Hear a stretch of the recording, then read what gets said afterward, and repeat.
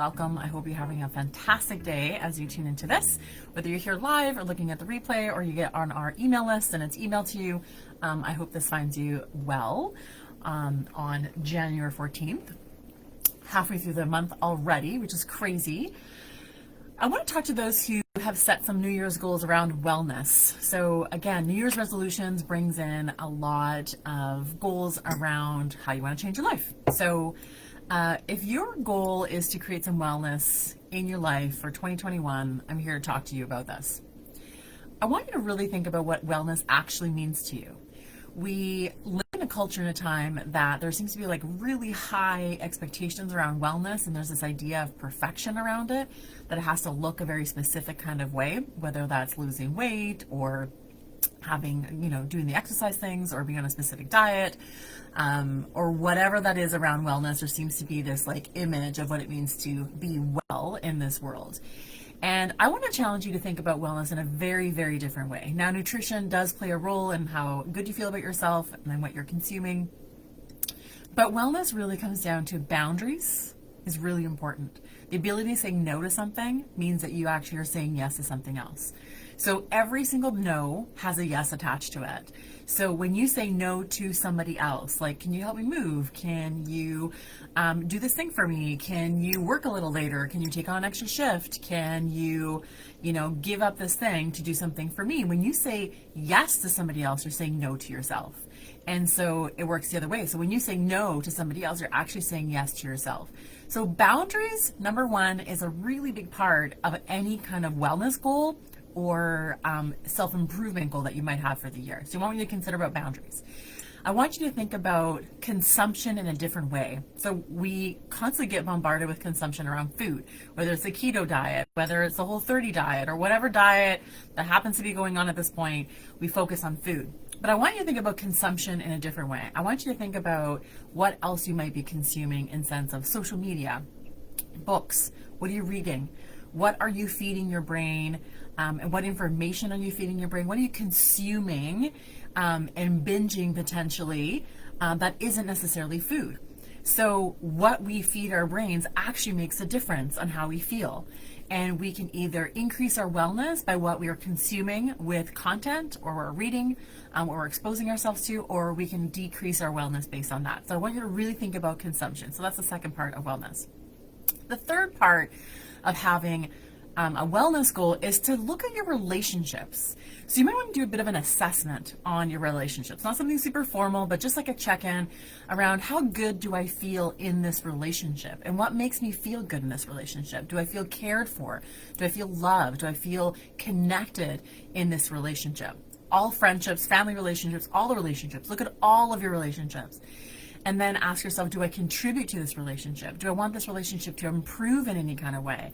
And if I do, then how do I want it to improve?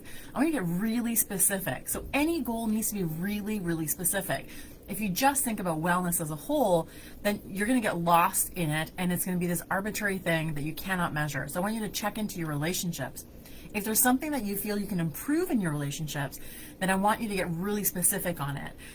So if it's I want this relationship to get better, which means I need to show up a little bit more. Okay, so how will I show up a little bit more? How will I show love in a very different way? We are, lots of us have not had face-to-face contact with a lot of our loved people, and we are finding it difficult to find a different way to connect and to share that love and to build that connection and to let people know that we care.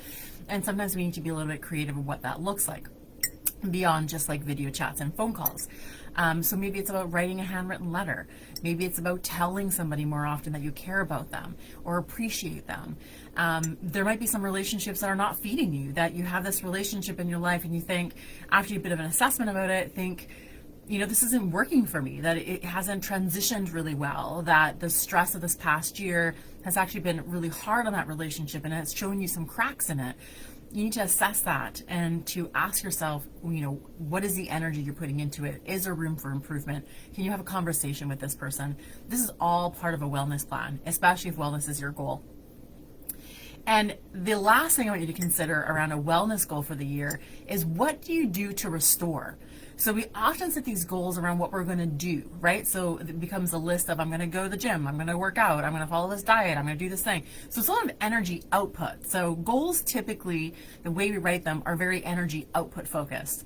What we don't really spend a lot of time in is thinking about energy input. So what is the restoration need that you're going to require in order to meet a wellness goal, when wellness means putting some stuff out? So boundaries helps you do a restoration because it protects your energy, it protects what you're putting out there, it protects how much you're going to get involved in. But you really want to ask yourself, how and what do I do for restoration?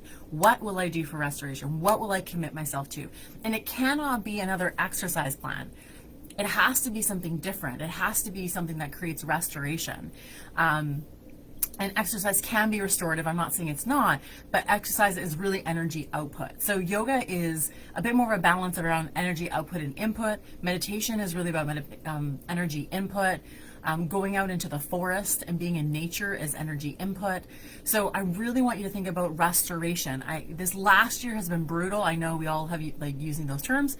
But what I've noticed, and we've noticed here quite a bit, is that we've put a lot of energy output and we are crashing and burning because there's not a lot of restoration. And the way we used to restore is no longer an option at this point. So I really want you to think about, what can you do, what are some ideas, or have conversations with friends or your therapist or a coach around, what is it that I can do to create some restoration. So those are things to highlight, to really think about if your New Year's goal is wellness. If you want me to chat about other New Year's goals, just let me know in the comments, and I'd be happy to cover some of the ideas for your New Year's goal that you might have. Have a great day.